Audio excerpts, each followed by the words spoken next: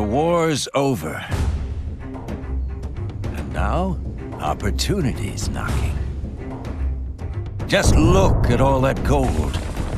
Trouble is, you're not the only one thinking that way. You start as an attacker, or defender. You can spawn at your base, where you might find vehicles, or spawn in your squad. That's riskier, but puts you closer to the fight. To win, the attackers need to open pairs of gold crates to unlock the next part of the map. Until all the crates are taken. For defenders to win, they need to prevent this from happening by killing off all enemies while defending the crates. The more gold crates the attackers capture, the more reinforcements they get to continue their assault.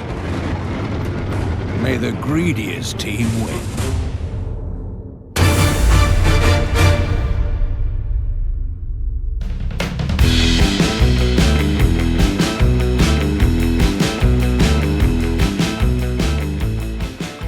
Tough, infantry-focused map, Ascension leads upwards through a hilltop village towards an imposing monastery.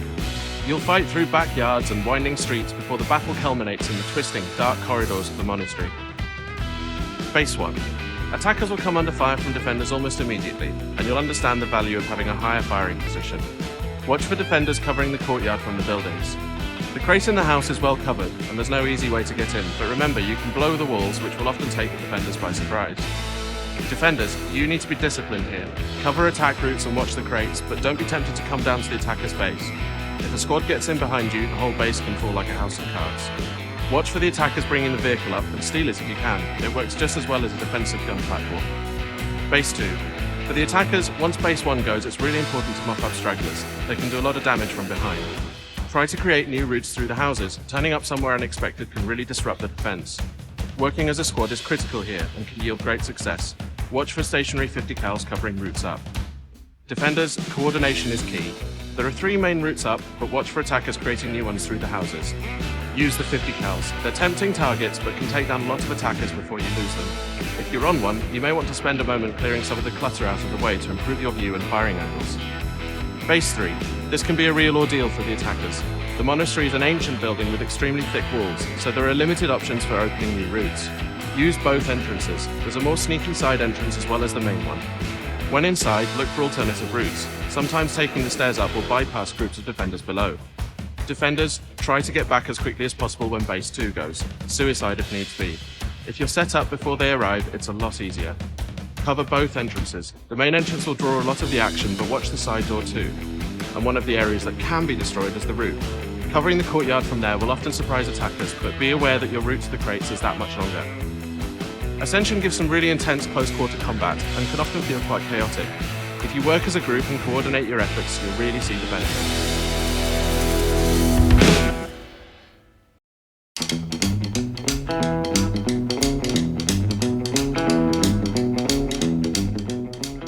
As the name suggests, this level takes place across a construction site, being developed next to the water processing plant from Valley Run. The main focal points of the map are the bridge and then the large building site at the end of the map, which provide very different fighting experiences. Base 1 is leading up to the bridge, with the attackers swarming through the far side of the processing plant and up on the main blockaded road where the defenders await them. As an attacker, you'll probably come under attack pretty much from the get-go. Working your way through the maze-like warehouses or taking cover behind the advancing light tank are some good options. As a defender, it can feel a bit like shooting fish in a barrel, but be aware that if you can see them, they can see you, so mix up your vantage points. Keep an eye out for which crate is being attacked and then react to that. Base 2 is the bridge. It's a classic bottleneck and can come at a high cost for the attacking team. So the attacking team needs to get across as quickly as possible, clear a route across through the tank ASAP. The defenders have got a tank on the other side as well, so watch out for that. Try to get a foothold over the bridge by whatever means necessary, and try not to get drawn into a war of attrition across it. Defenders, mop up attackers that make it over, and be aware of them circling you. Remember, with squad spawn, one attacker becomes 4 very quickly. Base 3 is the construction yard. It's deceptively difficult for the attackers to take down. It feels spread, but it's easy for defenders to hole up and hold on. Attackers vary your routes. There are many ways through from the bridge, and it's easy for the defenders to cover them, but they can get fixated on one point and you can slip through. Remember, you may need to take down walls to get at objectives, and try to arrive in numbers. Defenders, be aware that the attackers can and will come from many directions. Try not to get too bunched. There are many ambush points on the way through, but don't get drawn out too far from the objectives. Deconstruction can really go either way. Attackers can make lightning strikes and push all the way through, or the defenders can really dig in and stop the advance at the first base. Each base has got really different dynamics, which really varies the kind of game you're going to need to play. Remember though, fortune favours the bold.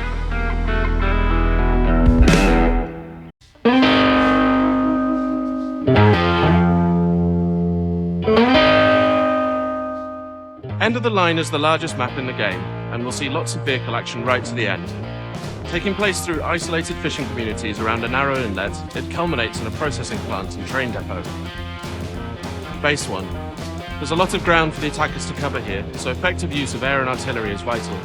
Make sure to give the Apache a chance to assist by taking out AA defenses first. Arriving in force is key, so try to coordinate tank and infantry movements. Defenders, that artillery can really hurt, so you may want to send a few recon or specialists to take it out. As always, be wary of getting drawn out too far from the base. Try to keep the helo out of action. If the AA goes, 50 cals make good anti-helicopter substitutes. Base 2. For the attackers, this can be a very long route to get there, so make sure that you arrive in force. Don't get too isolated and watch for the defenders' helicopter. There is a route across a submerged causeway. Arriving here is often where the defenders least expect an attack. The defenders have a lot more vehicles, but while this base seems quite defensible, be aware that there are many routes in. Watch out for lone attackers sneaking in and stealing your vehicles. Base 3. This base is split into 2 levels and has 2 main approaches which are easy to guard. Avoid arriving alone as it's much easier for defenders to concentrate fire. Sneaking across the bay in a boat sometimes works, especially if the defenders are fighting off a persistent frontal assault. The main attack will usually come along the waterfront, but be aware that the attackers can work around higher as well. Watch out for boats making lightning strikes across the bay. When they hit land and get into buildings, dislodging them can be tricky and time-consuming. Base 4. This base is well set up for defense, with roadblocks and stationary weapons, but the tight house setup can work against them. It's much more effective to get infantry squads in there. Often placing a squad member in a hidden location will let you avoid very long travel times. Defenders, expect a lot of vehicle attacks, but the biggest threat can be infantry. Watch out for the helicopter making attack runs too. In close quarters, make sure to mop up the entire squad. Just having one member left can mean the whole squad respawning again. Base 5. The route through is often well covered, but the attackers will often benefit from trying to avoid a direct frontal assault. Working your way around to the rear in a jeep or tank can really throw the defenders, although it's likely you'll get spotted on the way. Defenders. This base feels quite defensible, but it's very large and there's a lot of opportunity for attackers to work around. It's very easy to bunch up and all go for a crate when a charge gets planted, but be aware that that will leave the other crates undefended. End of the Line is a big map, but despite that scale it's often characterized by daring infantry actions. The map is often decided in the middle bases, and if the defenders hold well on the first base, it makes it difficult for the attackers to keep numbers through to the last.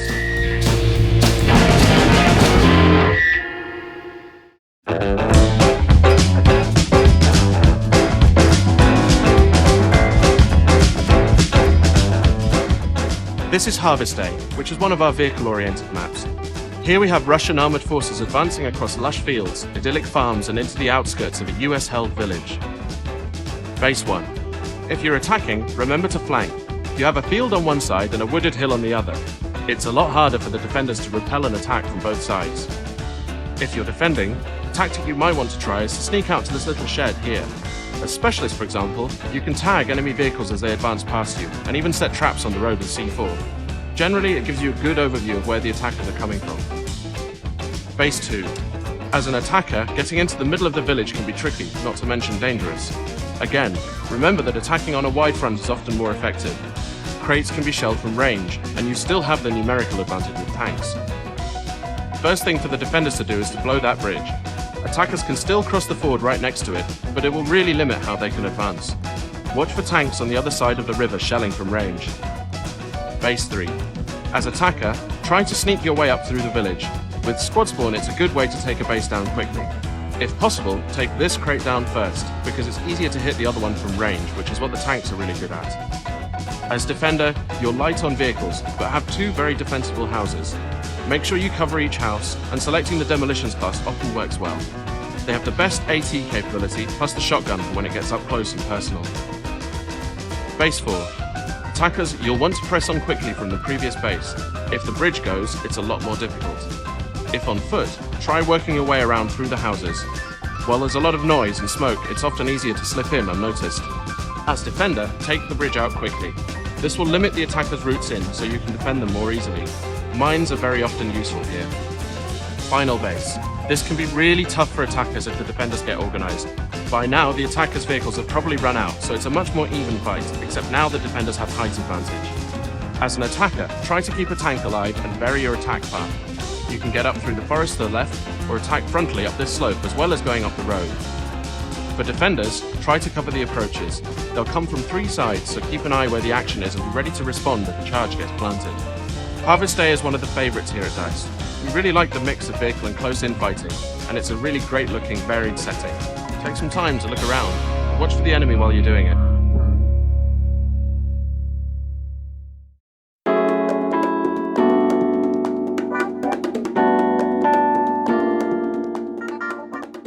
Following the course of a desert river, Oasis is one of the more vehicle-oriented maps in the game. Though for the second half of the action, the gameplay will funnel into built-up areas and take on a more close-quarter field. Base 1. Attackers' material significantly outweighs the defenders in this first clash, and tellingly you have both air and artillery support. Put both to good use, and back each other up. It's easy to forget teamwork in vehicles, and the large numbers can make you feel invincible. However, the AA gun will make short work of the Apache, and solitary tanks make inviting targets. Defenders, this base is like being between the hammer and the anvil. By the time the onslaught is finished, there won't be much left standing. It can help to come out and meet the attackers halfway. There are small outlying settlements where you can really slow down the assault. Try to divert attention from the crates and whittle down their numbers. Base 2. You still have plenty of vehicles here as attacker, but the playing field is a lot more even now. Don't expect to steamroll this base in the same way as the previous one. Try to keep as much alive from base 1 as possible, especially heavy tanks. They can make a big difference later. Often it's easier to shoot the crates from range instead of placing charges. Defenders, you have a much more even spread of vehicles this time, so it's a more balanced experience. As ever, try not to get too drawn out and watch for individual attacks on the crates. Watch also for attackers skirting behind. They can really take you by surprise and cause havoc. Base 3. The crates are quite spread out here, so attackers can choose either to concentrate on one at a time or spread their forces. Supporting the attack with any tanks you've managed to keep alive makes this much easier. Watch if the enemy has kept their helo from the last base. It can really harry you, and you have no real AA support. Defenders, you're short on vehicles again. Try to keep them alive from the previous base, especially the helicopter. Watch how the attackers are spreading their assault and try to react. It's difficult to hold both crates, so sometimes concentrating on one can help. Base 4. The bases are spread again and built up, so watch for defender ambushes. Assaulting one crate at a time often works well, but watch out for the crossfire on the open streets. Working around behind can be a good tactic and will often surprise defenders covering more central routes. The attackers will probably be running low on vehicles by now, but as a defender, prioritize taking out any remaining heavy tanks. The area is built up, so set up ambush points, but watch out for attackers flanking you. Use the rooftops to your best advantage. Attackers will tend to arrive on ground level. Final base. This one can be very difficult for the attackers to get into. Try to coordinate attacks using the tank and infantry, and try not to always arrive using the same route. Take out one crate at a time. Though exposed, the one in the square can be defended very easily. For the raised crate, remember there are a few routes up. Defenders, concentrate defense on the crate in the square. Cover from buildings and pick up attackers as they try to run in. Watch out for attackers working around with the tank or using boats. Dig in properly here, and even though the rest of the map has gone against you, you can really turn the tide. Oasis has a wide variety of playing areas, each of which require a different approach. Husbanding vehicle resources really pays off and can make all the difference in the latter stages.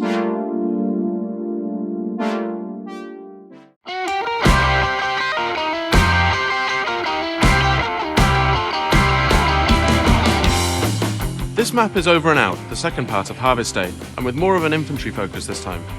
The map progresses through the remains of the village, up past some castle ruins, and culminates in an intense battle in a secluded communication centre nestled in the forest. This map is characterised by some pretty intense close-quarter fighting in a couple of areas, so be prepared to get your hands dirty. Base 1. Attackers, fighting across the bridge can be dangerous. Try to work across in force and vary the attack. It's easy for defenders to get tied up around the bridge. If a stalemate develops, remember both objectives could be shot from range. Defenders, be wary of attackers crossing the rickety bridge, but don't get drawn too far forward. Sniping from the rear house can be effective, but be ready to move once you're spotted. Watch out for attackers flanking you around the back. Base 2. Working your way up the hill when attacking is tricky. If you get into the ruins, take advantage with squad spawn. Teamwork will win this base. Stick together, watch each other's backs, but keep an eye on the situation you're joining. Specialists, try using C4 so you don't trip the alarm, but watch out for squad mates. Also, try skirting around the left side.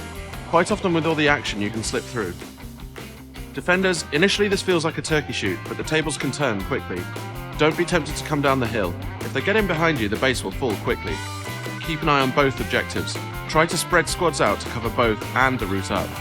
If a charge is placed, try throwing grenades in. You may damage the objective, but you'll sometimes take down a whole squad. Comm center. Attackers, be wary of defenders setting ambushes on the way up the road. It's fairly open, but it will then tighten up quite quickly around the crates. Try to focus on one crate at a time, and take out the stationaries quickly. Again, use C4 so as not to raise the alarm. The defenders can really sew up the communication center crate, attack it from both sides and coordinate squad attacks. The route up is great for defenders. You can hide, ambush and really do damage, but use this only as a delaying tactic. Don't let them get too far behind you. On the crates, the one in the comm center can be well defended. Try to keep one squad member alive in there, but it can be difficult in the cramped conditions. Over and out is one of the more intense experiences in the game, but we like the way the map progresses for each zone. Watch each other's back out there, work as a team, and you should be able to crack what is quite a tough nut for both teams.